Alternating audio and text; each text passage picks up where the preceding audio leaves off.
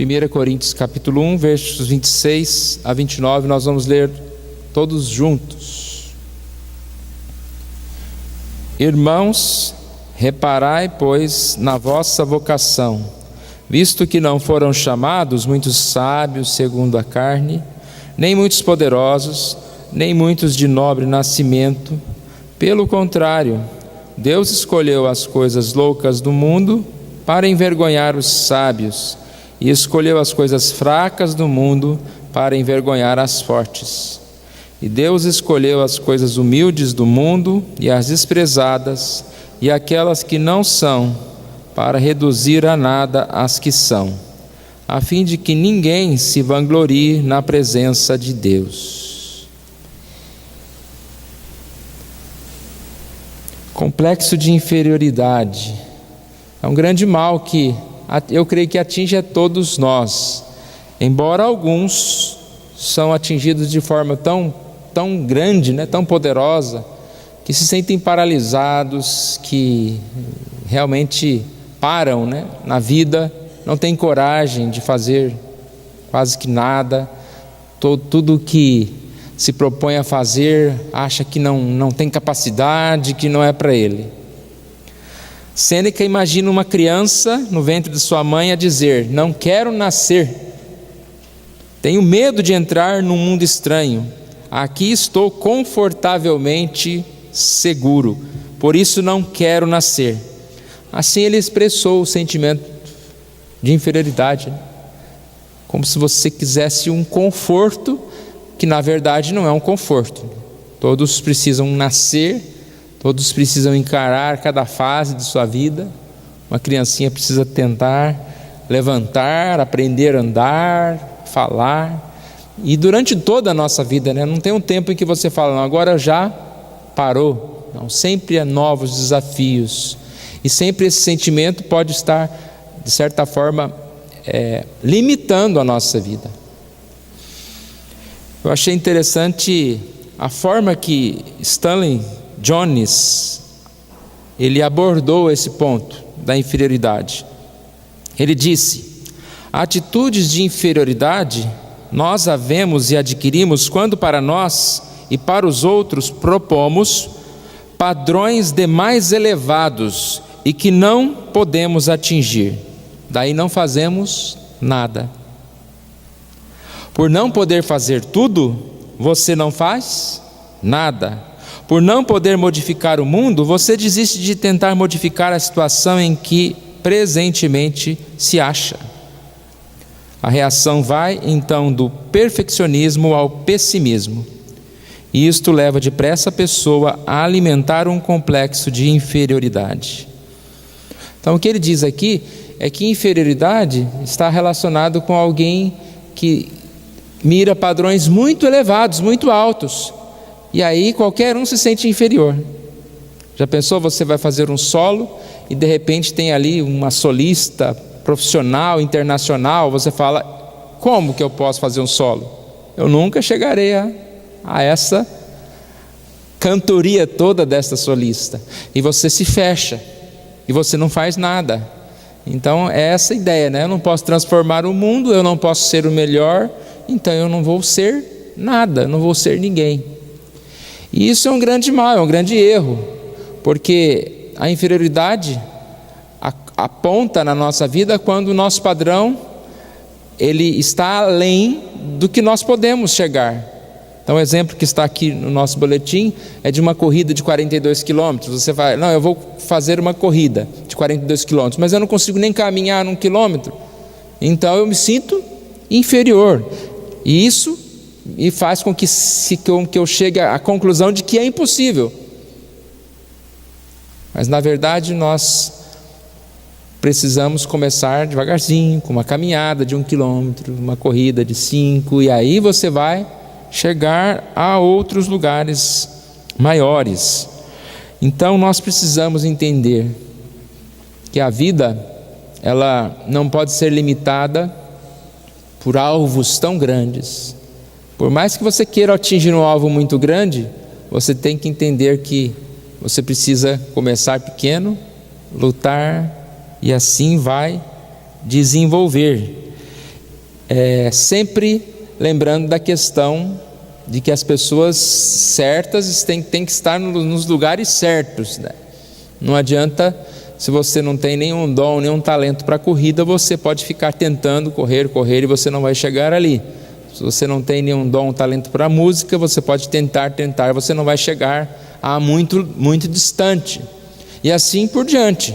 Então nós precisamos encontrar alguma coisa que nós queremos, que nós gostamos, e parar com essa questão, né, de comparação. O mundo é muito de comparações. E nós temos que entender que cada um tem a sua medida, o seu jeito de viver, a sua condição para realizar cada uma das coisas que estão diante de nós. Quando a gente se sente inferior, a gente devia lembrar um pouquinho de quem nós somos, né? Nós somos filhos de Deus. Então, para Deus não existe inferior, não existe pequeno. Nós somos filhos de Deus, e como filhos de Deus nós temos que ser servos de Deus. E quando você se dispõe a ser servo de Deus, você diz: eis-me aqui, Senhor. E quem vai mudar, quem vai capacitar a nossa vida é o próprio Deus. E aí Deus não escolhe o mais inteligente, o mais forte, aquele que aparentemente é o mais capacitado. Deus escolhe quem Ele bem quer. E essa passagem que nós lemos, ela é curiosa, porque Paulo está falando desde o início do capítulo aqui sobre uma questão de divisão que havia na igreja. Eu sou de Paulo, eu sou de Apolo, eu sou de Cefas. E naquele mundo grego, romano, havia muita competição em relação à questão da sabedoria. Se você não convencesse por uma alta sabedoria, por conhecer os últimos estudos lá dos mais sábios, né, pela cultura, você não era ninguém. E Paulo diz que veio como fraco, como aquele que fala das loucuras, mas a loucura que era a sabedoria de Deus. Ele veio falar de Cristo. Quem queria saber de Cristo? Eles queriam saber das sabedorias lá naquele tempo. E aí ele fala o que nós acabamos de dizer, que Deus não chama os sábios segundo a carne, os poderosos, os de nobres nascimento, mas Deus escolheu as coisas loucas do mundo para envergonhar os sábios. Escolheu as coisas fracas do mundo para envergonhar as fortes, as coisas humildes do mundo, as desprezadas, aquelas que não são, para reduzir a nada as que são. Então nós percebemos aqui que não há lugar para inferioridade. Por mais humilde, por mais desprezado, por mais pequeno, até mesmo por mais louco que sejamos, quando nós nos colocamos nas mãos de Deus, Ele nos torna sábio, Ele nos usa, Ele capacita, Ele fortalece. Mas nós precisamos ir passo a passo, crescendo adiante de Deus. O versículo 29 diz que Deus faz isso a fim de que ninguém se vanglorie na sua presença, que ninguém ache que Ele é tão importante e que ofusque o brilho de Deus. Deus sempre deve ser exaltado em todas as situações. Portanto, irmãos, se a gente buscar na nossa vida exaltar a Deus, nós cresceremos, porque nós vamos nos humilhar na presença de Deus, e aquele que se humilha será exaltado por Deus. Nós temos várias histórias, né, na Bíblia, de pessoas que não tinham nenhum valor, mas Deus os chamou. Quarta-feira passada nós estudamos sobre a vida de Paulo, um homem assassino, um homem que queria prender os cristãos, que perseguia Jesus, e a esse foi chamado o apóstolo dos gentios. Foi transformado por Deus.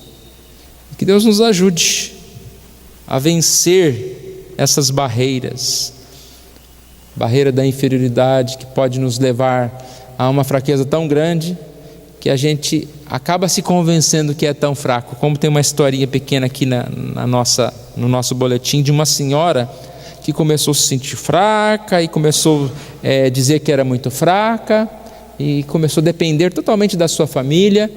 E ela falou tanto que era fraca que chegou a um ponto que ela precisou usar até muleta, e ela não tinha problema de saúde. Ela foi se debilitando. Aqui fala que esta fraqueza dela foi sugestionada, né?